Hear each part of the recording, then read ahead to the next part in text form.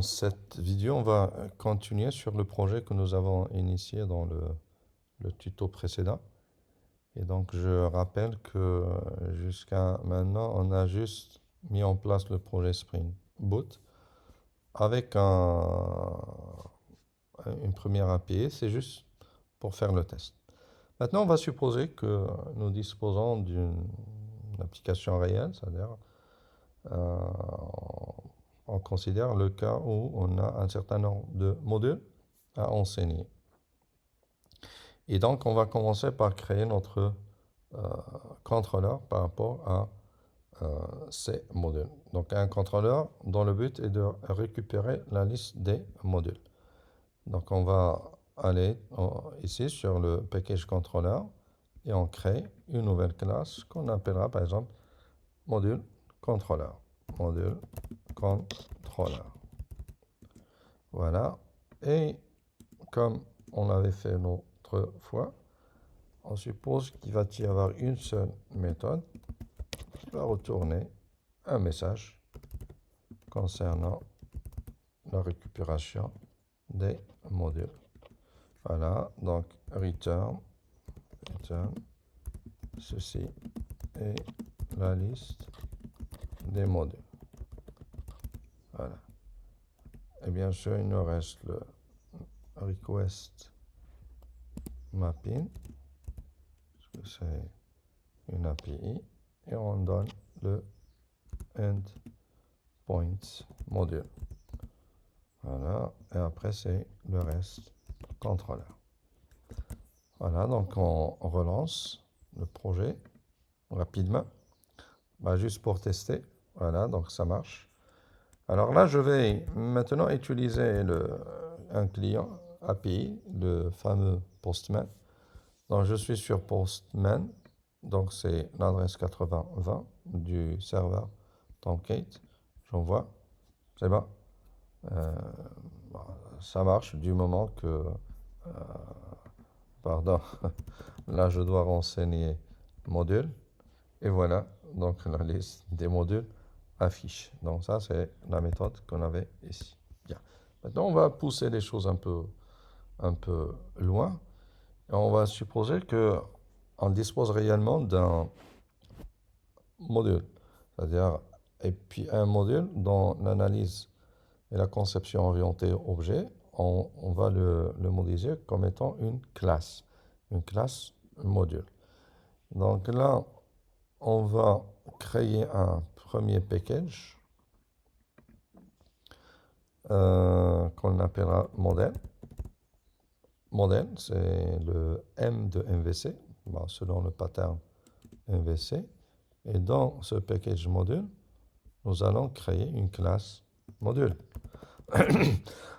On suppose qu'on a un certain nombre de modules à enseigner. Voilà, module. Et là, on suppose que notre classe, c'est un ID, c'est un nom, et c'est une description. Et c'est une description. Description, voilà.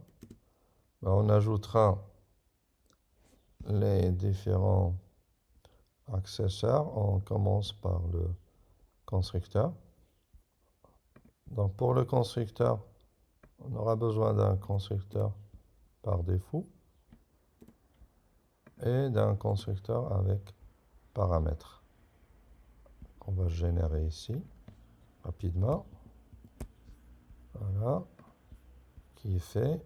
On va ajouter les setter and getter. Generate setter and getter. Je sélectionne les trois et voilà qui est fait. Donc la classe entité module est créée. Alors maintenant, on reviendra sur le contrôleur, module contrôleur, et on va essayer de récupérer réellement ces modules. Alors dans un premier temps, on ne va pas aborder l'accès à la base de données, on va juste utiliser les structures de données de Java. Alors là, donc dans le return ici, on va utiliser la structure arrays.asList. Et là, je définis mon premier module.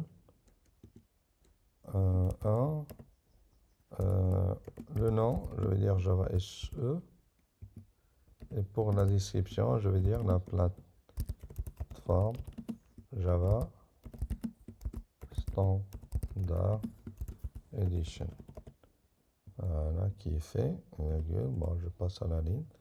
Et je crée un deuxième module avec un nouveau ID de Java ME. Et puis la plateforme Java Mobile Edition. Voilà qui est fait. Donc là, je enlève une parenthèse. Pour le type d'envoi, on va utiliser list module. List module. Voilà qui est fait. Maintenant, on va tester. On sauvegarde et on relance. C'est bon. On va aller sur Postman module. Très bien.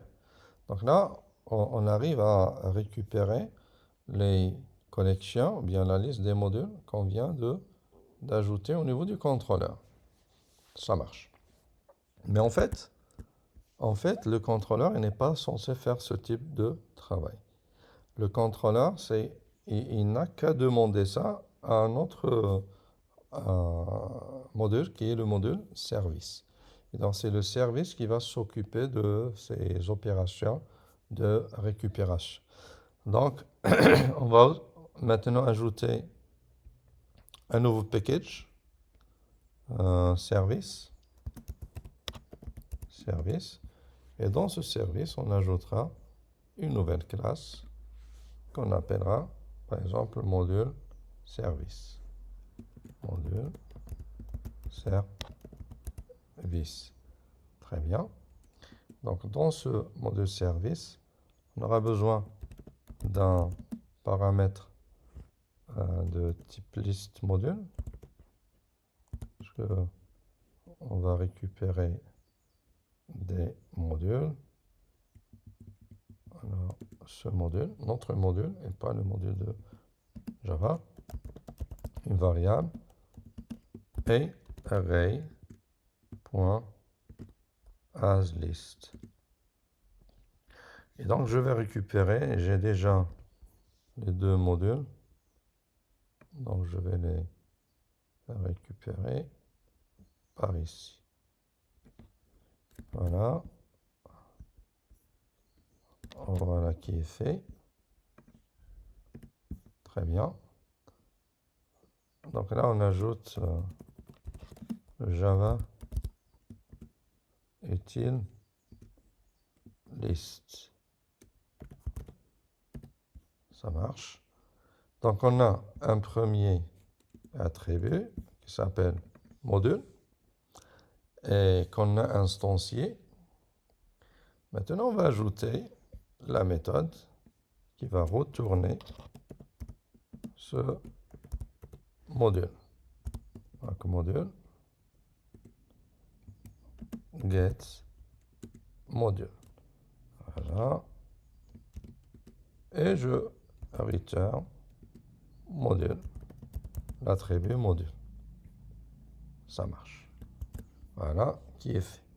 Maintenant, on doit renseigner que ça, c'est une classe service. Donc, on va le faire moyennant la notation service. Good. Maintenant, tout le traitement, il va être effectué au niveau de service. On va juste faire un petit ménage ici, au niveau de la classe contrôleur. Donc, get module, on va retourner un module service.get module. Bon, on va créer l'attribut au niveau de la classe. On crée l'attribut au niveau de la classe Donc, elle est de type service. Donc, c'est une instantiation de service.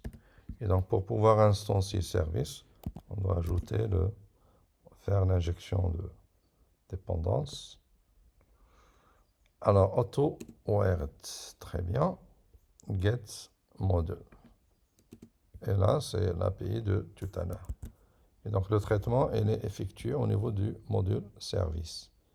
Voilà, get module ici. On va retourner ce module qui est défini là. Très bien. On sauvegarde et on relance. Et on relance. Ça marche. Post. Send. Et voilà. Donc, on obtient le même résultat. Donc, ça veut dire que la nouvelle architecture, configuration, ça marche. Donc là, qu'est-ce qu'on a réalisé jusqu'à maintenant? Une seule API qui permet de retourner tous les modules. Très bien.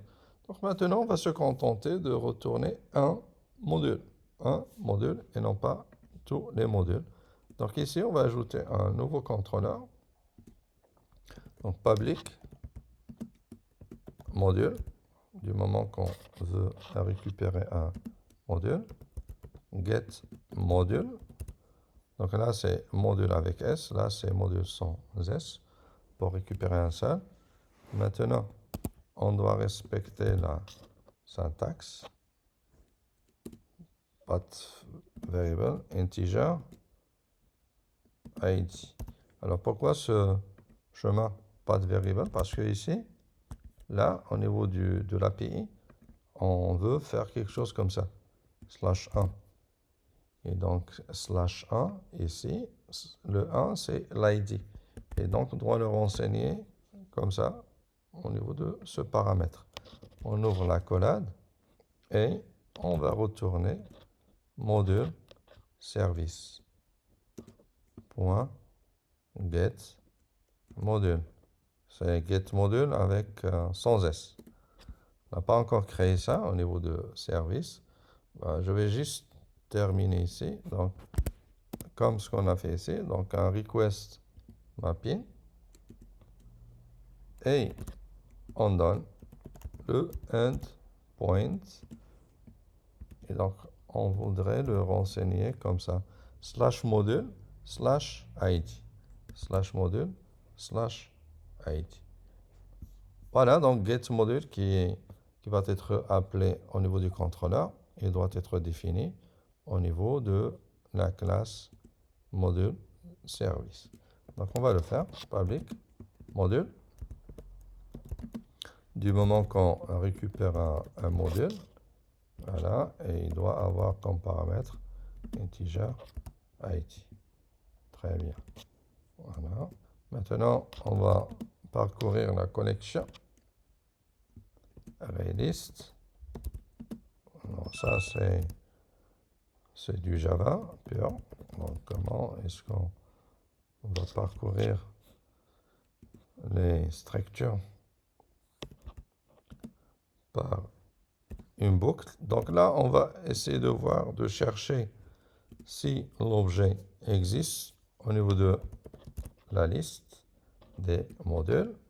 Donc la recherche il va se faire moyennant le getID qui est déjà défini en tant qu'accesseur. Dans ce cas, on va retourner ce module. On va retourner ce module. ce module. Voilà. Au cas où le module ne se trouve pas, eh bien, on va retourner un nul. On va retourner un nul. Et donc là, il y a un petit détail dans get module. Je sauvegarde. Get module. Voilà, service, il est défini. Module contrôleur. Ça marche. Alors, ici au niveau du module contrôleur, on a le request mapping module. Get module. Là, il y a une erreur. ID. Voilà. une erreur ID. Je crois maintenant c'est bon. Très bien. Donc la nouvelle méthode getModule qu'on va appeler au niveau du contrôleur.